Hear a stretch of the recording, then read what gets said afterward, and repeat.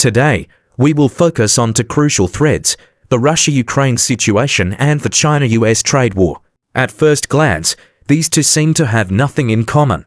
However, in reality, they are intricately linked by a tight internal logic, and both are key issues that Trump once attempted to resolve.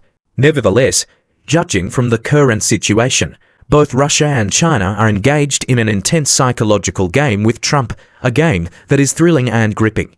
Let's start with the Russia-Ukraine situation. Essentially, Trump has already lost a great deal of face regarding this matter. He once vowed with full confidence that he would end the Russia-Ukraine war within 24 hours of taking office.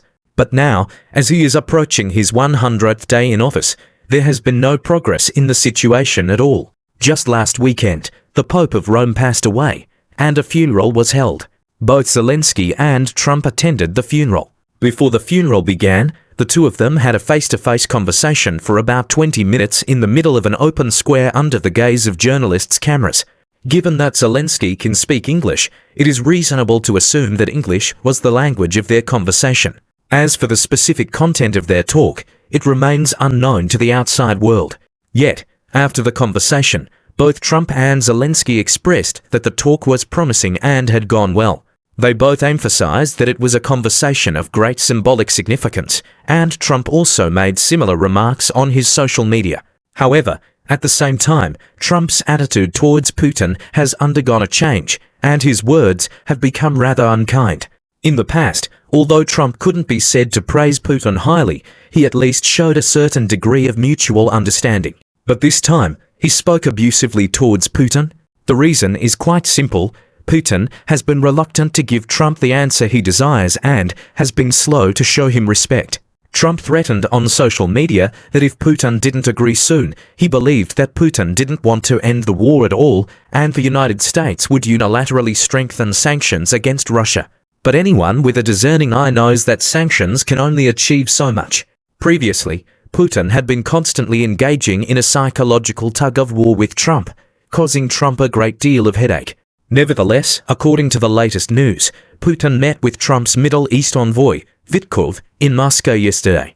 After the meeting, according to a private source from Putin's spokesperson, Russia may initiate negotiations unconditionally. Of course, this piece of news currently only comes from a single source.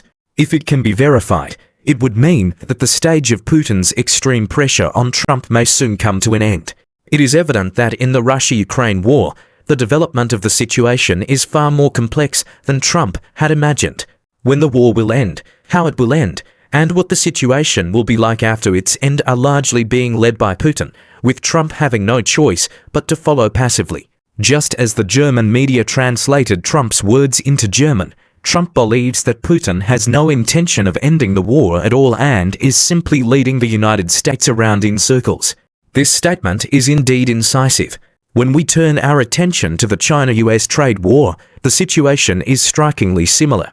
Recently, Trump has been making grandiose claims, asserting that he has been having conversations and private contacts with China every day. When a journalist asked whether the Chinese leader had called him, he even claimed that he had already received the call. But such words should not be taken at face value, as Trump has always been prone to speaking without thinking.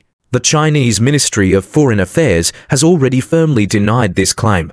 Judging from common sense and internal analysis, it is indeed highly unlikely that such a thing occurred.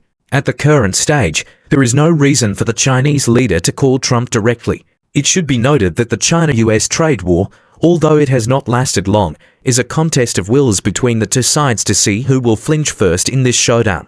Even if the two sides start to engage, it should begin at the technical official level and gradually progress upwards, ultimately leading to a call between the two leaders to make the final decision. It is neither in line with China's political culture nor that of other countries for the highest leader to get involved at the very beginning. Perhaps only Trump would have such an idea. Trump's reason for making such a claim is nothing more than to boost his own confidence. Therefore, his words are not credible, and we should trust the denial from the Chinese Ministry of Foreign Affairs. So, is there any private contact? It is highly probable that there is, but such contacts are mainly concentrated at the academic and think tank levels. However, these contacts currently do not have direct political effectiveness, and the final political decision still depends on the highest level. At least for now, the contacts between the two sides have not been interrupted, but it is absolutely incorrect to interpret them as official contacts between China and the United States, as Trump did, let alone claim that the Chinese highest leader called him. Trump's behavior of being so obsessed with saving face is truly rare.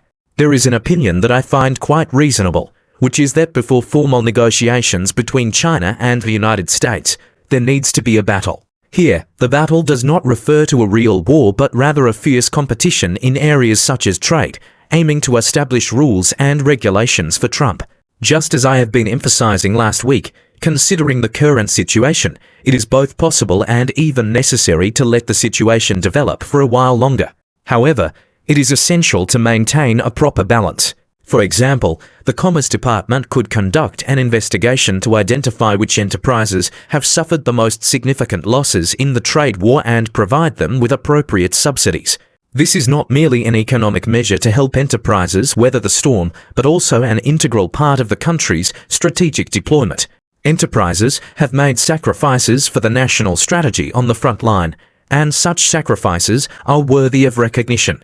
The relevant national departments should also provide them with appropriate subsidies.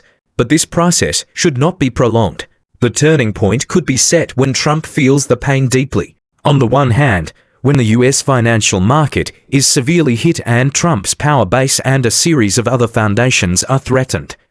On the other hand, when Trump's confidence begins to wane and his arrogance subsides, perhaps that is when the two sides can engage in negotiations calmly, rationally, and pragmatically. If Trump remains as arrogant as he was a few days ago, claiming that the United States will set the negotiation terms, then there is simply no way to conduct negotiations. In such a situation, it is better not to negotiate at all, and it is more advisable to postpone the negotiations than to hold them prematurely. Therefore, whether to negotiate or not is not the key issue.